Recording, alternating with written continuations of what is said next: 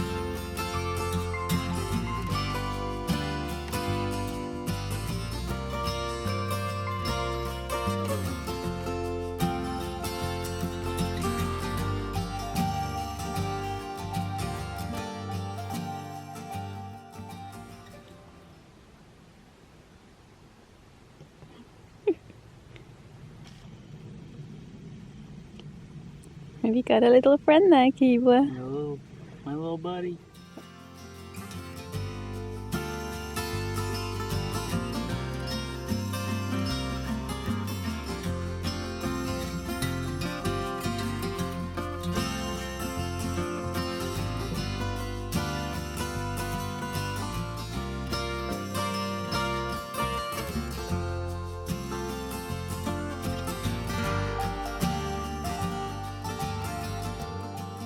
Not done a lot of Washington yet, but so far I really like it.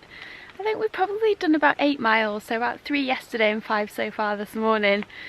And it is such a different feel. It is so weird going from, I think we were at about 105 to 110 degrees Fahrenheit when we left Northern California. It was so hot and the heat was very dry and the terrain was completely different to this. And now it's just complete change. It's kind of cold. We were just sat getting some water from a stream back there and actually got really cold. It was kind of nice. It's like being at home again, and the clouds are everywhere. It feels kind of damp. Everything smells different. Everything looks different. The terrain's completely different. I like it. It's so different. I slept, oh my gosh, we had a tent site last night.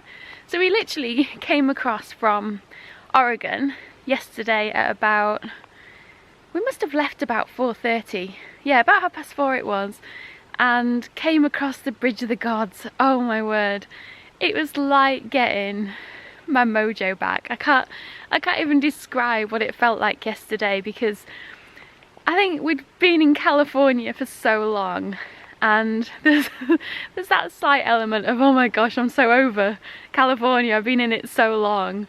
We were kind of dragging a little bit with motivation. Everything was up in the air all the time about where we were going to go, what we were going to do. And finally, when we made that decision to flip up to Washington to complete this section before going back down to California and then doing the rest of it and then Oregon afterwards, my head was completely mashed up. It was such a relief to actually make the decision what to do. And then once the decision had been made, all of a sudden it's like your head just goes into overdrive, because there was so much that we had to sort out. I mean, for Washington, because of my diet as well, it's even more tricky, but I think for anybody, a lot of people send themselves packages. So I have literally got all my food for Washington section, and I had to go out and buy it within the space of a couple of hours whilst we were still in Oregon, while we had the car, and then organise all my boxes for the whole of the Washington section and make sure I got to a post office yesterday, which was the day before yesterday, which was a Saturday, before the post office closed. So I was in my hotel room on Saturday morning throwing food into all these different boxes, hoping that that was a 7-day one and that was a 5-day one and that was a 3. I have got no idea now when I look back if I've done it all right or if I've actually got everything organised the way I should do. So that was all crazy. Then we had to sort all our travel plans out, so we had to book a rental car, work out with buses and trains, and we had looked at all that, and then there was sorting out the hotel room. So it was a crazy day or two while we got all this organised. So getting back on trail yesterday was absolutely amazing, because we arrived, I think it was about 4 o'clock at the bus station, and then we went and got some food, didn't we? I'm talking about the food that we got yesterday. Oh, good stuff. It was really good. So we got to this parlour, I think it was like classed as an ice cream parlour type thing, and it had vegan ice cream, milkshakes and hot dogs, 4 different types. So I was in my element yesterday. It was absolutely gorgeous, so we had to have food before we got back on trail. And it was my birthday yesterday as well, so yeah, I turned 21 again yesterday. I actually turned 40 yesterday, so I had to have a milkshake on my birthday and a vegan hot dog, so like you do. And I think what the best thing about yesterday was when we actually hiked across the Bridge of the Gods, which is the bridge between Oregon and Washington. Oh my goodness, it is, I can't begin to tell you how that felt, hiking across that bridge.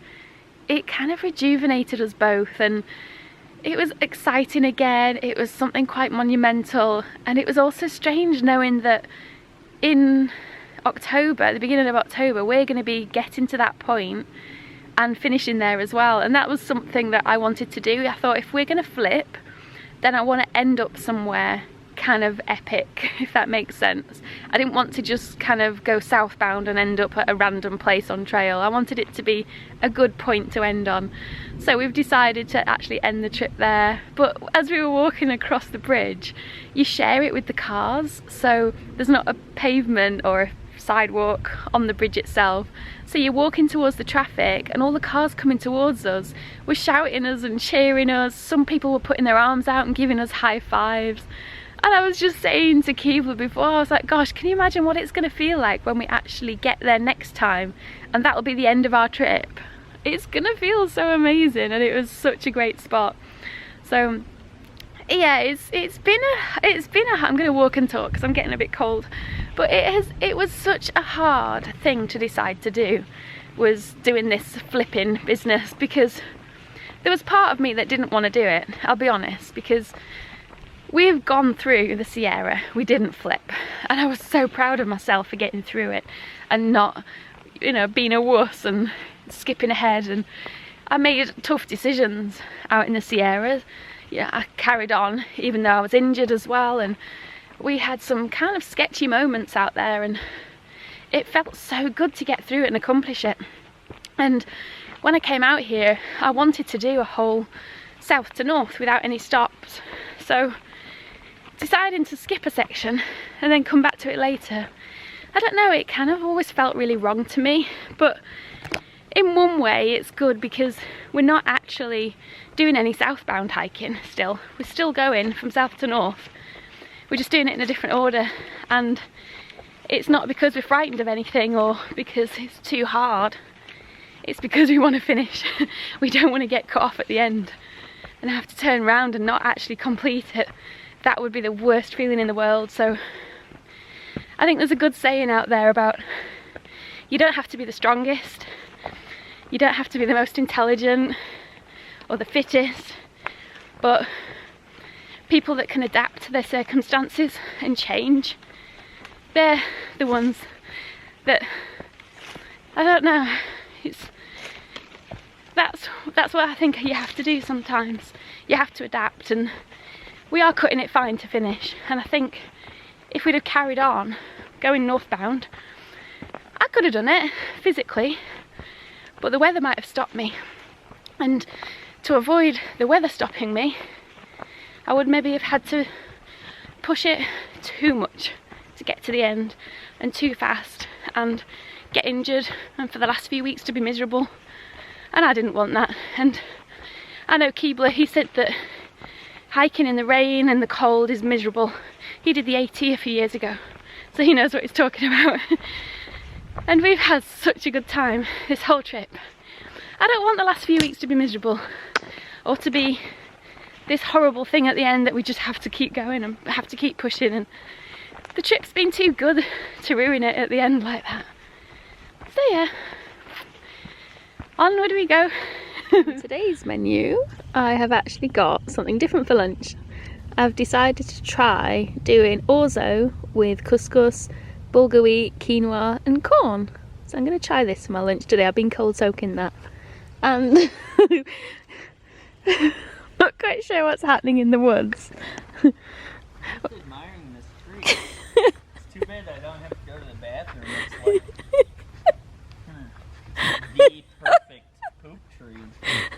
Why is it the perfect poop tree? The perfect poop tree. You can set your toilet paper there.